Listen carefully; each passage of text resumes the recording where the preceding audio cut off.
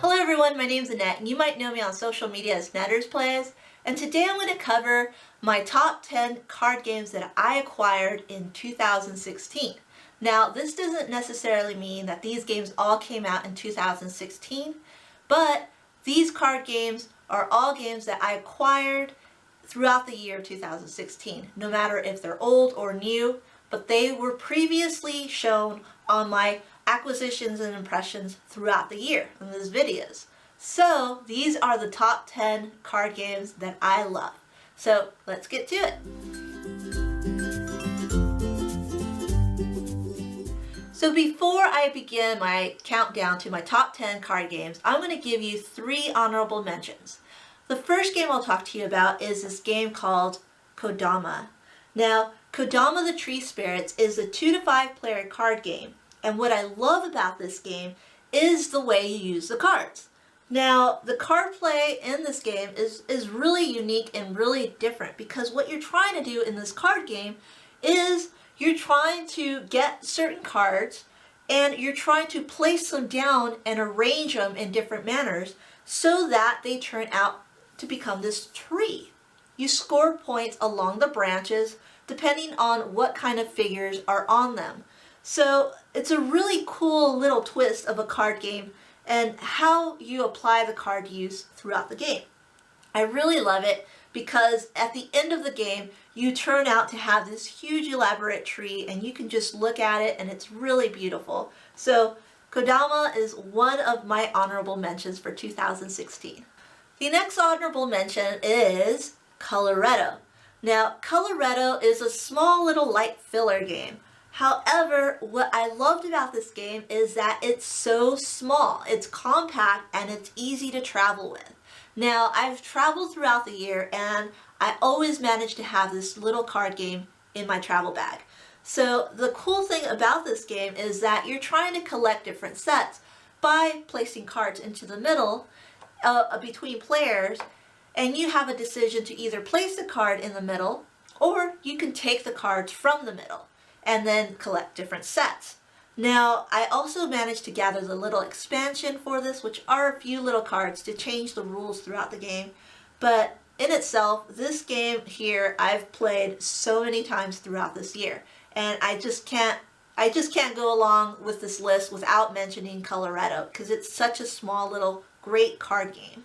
The next honorable mention is a really new card game. Actually, I just got it this month and I managed to play it a lot already, and it's simply because of the way that it uses a lead follow mechanic, and that is Villages of Valeria.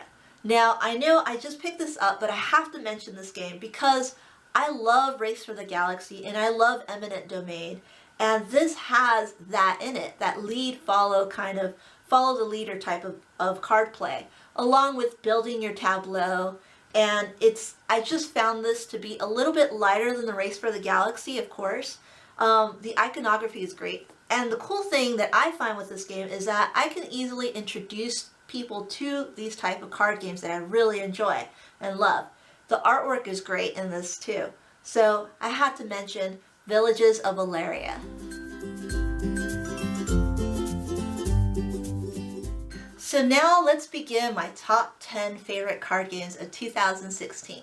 And the number 10 choice that I picked this year is Alpaca PacaPaca.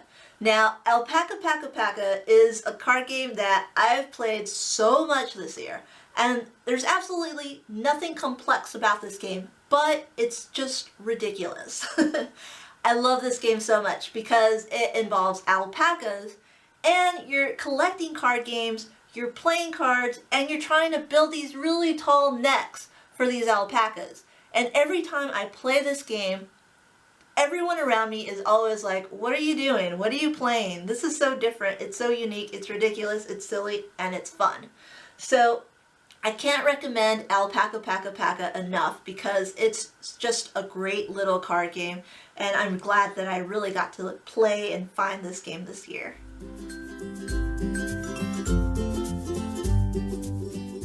So my number 9 game is The Game. I know it's a ridiculous name, but I've really enjoyed this game throughout the year. Now, the really cool thing about this 1 to 5 player game is that it's a co-op. Now, you can play it solo, but I really don't play it solo because I try to play it with more people. And what we're trying to do is trying to stack up and get rid of all the cards in our hand. And we all have card numbers 2 through 99. And we have to put them in stacks, taking one turn at a time by playing these different cards from our hand. And the thing about it is you can't tell anyone else what you have in your hand, so you have to put your cards down no matter what, but you also have to tell people don't put them in this pile because I have great cards there. Now, it's a really cool little game that you can easily introduce, and every time I do introduce it to a new group of people, at first they're a little hesitant because of the name and because of the way it's played, but after the first play, I always manage to play more and more times directly and immediately after the first game. So definitely, if you haven't tried the game out, you should definitely check this one out because it's a great little co-op game.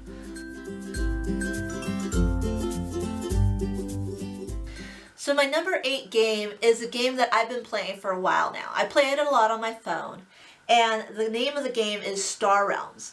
Now, this is the Colony Wars game that I added to my Star Realms pack, and I really enjoy this deck builder. It's a 2-player, it could play 3 or 4 players, but I mainly play it 2 players, and I love this deck builder right here.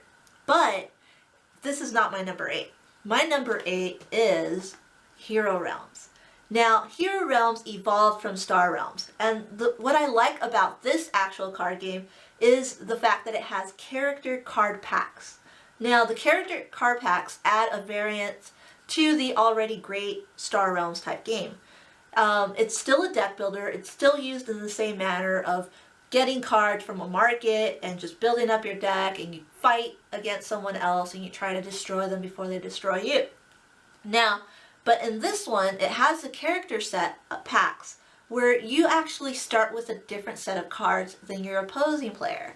So it adds a little difference or variant to an already great game of Star Realms, and it also adds the fantasy theme to it. So it makes an already great game that I already love new again. So definitely, if you're a fan of Star Realms, you should look into Hero Realms and getting those character starter packs, because the character starter packs really makes the game different and unique than what it was before. So my number 8 game is Hero Realms. So my number 7 card game of 2016 is Oh My Goods. Now, Oh My Goods, I loved it the first time I played it. I loved it so much that I added it to my 10 by 10 challenge of 2016. And this is one of the few games that I actually completed playing because it's just a great game. Like, I love just the engine building. I love the tableau building. I love like the push and of the luck in this game. And so in Oh My Goods by Alexander Pfister, which is a great designer. He made games like Great Western Trail and Mombasa, and he made this small little card game too, which, I mean, I really adore this game. So Oh My Goods is my number 7 game of the year. So my number 6 game of the year is Flip City. Now, Flip City is a deck building game. Now, I love deck builders. In this game right here, the cool thing about this deck builder is that you get to flip cards. So you're pushing your luck in this card game because you don't know what you're going to get for your hand to play to gather other cards to add to your deck. Because in this, you're pushing your luck and you're also flipping cards to upgrade your cards and make them better. So this has a really unique way of kind of flipping and pushing your luck, and it makes the whole deck building kind of card game a little different and a little unique. I also added the expansion to this game this year, so I'm really looking forward to the new expansion as well. So definitely, if you're a fan of deck builders and a really push your luck kind of card game, then you should try out Flip City. It plays 1 to 4 players, so you can even play it solo too.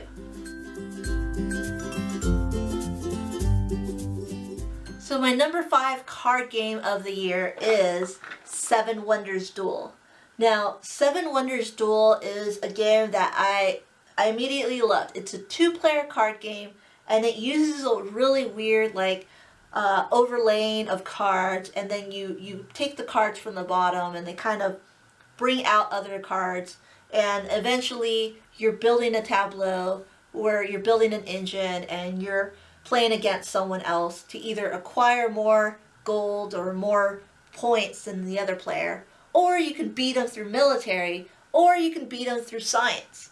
And then they also offer the expansion this year, which I also added to this game. So Seven Wonders Duel is a game that I've really enjoyed playing this year. I played a lot of it. It's actually one of the 10x10 challenge games that I added to my 2016. And yeah, I really enjoyed this game. It's one of the few that I also completed in that challenge. So definitely a great 2-player game that I acquired this year. So my number 4 favorite game of the year is Xenon Profiteer. Now, like I said, I'm a big fan of deck builders, and this is a really unique deck builder because it's all about culling your deck or getting rid of cards in your deck. Now, in this game, you're constantly trying to build up your hand, acquire these different air packets because you're a chemical engineer and you're trying to extract xenon from the air, and you're building different engines in this game where you're trying to make a better factory, or you're also trying to complete these different goals throughout the game by acquiring xenon and extracting it better. And this game itself, like, I've played it so many times this year since I got it that I love this game. Like, it's just a great deck builder, and I really enjoy it. It's just something that kind of like, it's a racing game, but you're constantly trying to pretty much get rid of all the cards in your hand. You keep on building them up, and then you keep on getting rid of them, and that's what I really enjoy about Xenon Profiteer. And that's why it's my number 4 game of the year.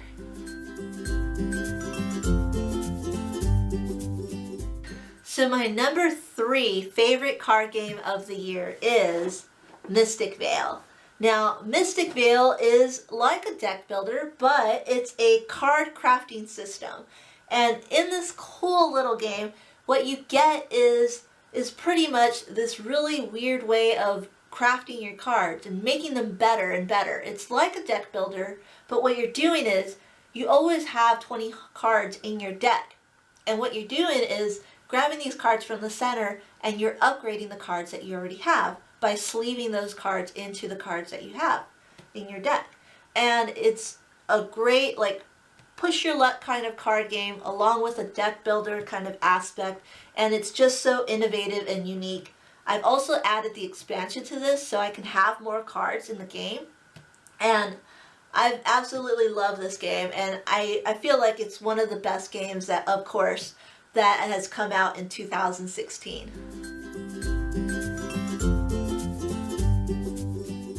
So my second favorite card game of the year is Honshu. Now, Honshu I've really loved, and I'm so glad that I could pick this up, and Nicholas got me this game. But definitely I am so happy that I got this game because ever since BGG-Con, I've been playing this like all the time. And what I love about it is just the city building with this grid system, and you're also just playing your high cards so you can grab the best cards from the center, and you really feel like you're building a whole palace, like a whole like region and map of the certain Honshu area. So yeah, I've really been enjoying this card game. It's not out in the States yet, but Renegade Games has picked it up. So hopefully in 2017, this game will come out. And if it comes out this year, you should definitely pick it up because Honshu is one of my favorite card games this year.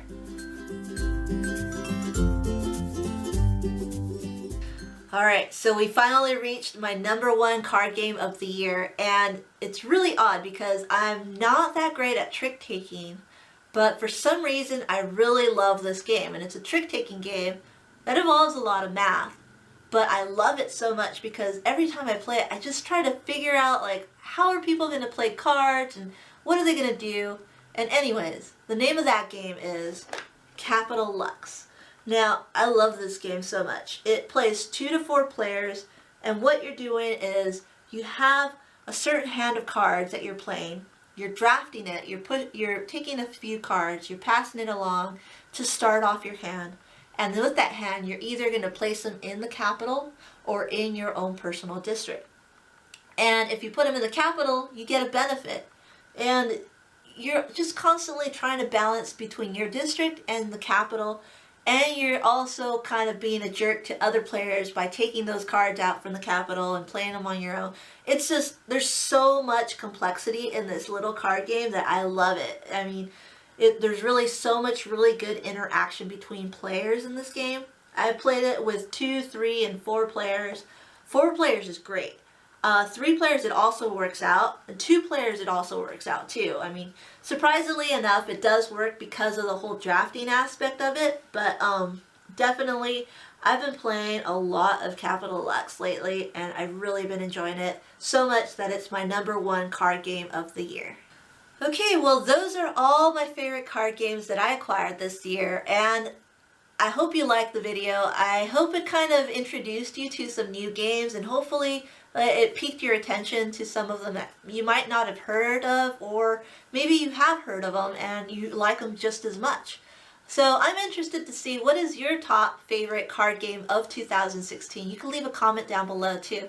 But you can follow me. I'm on Twitter, I'm on Facebook, Instagram. I'm also part of Meeples Included and the Instagamers Network.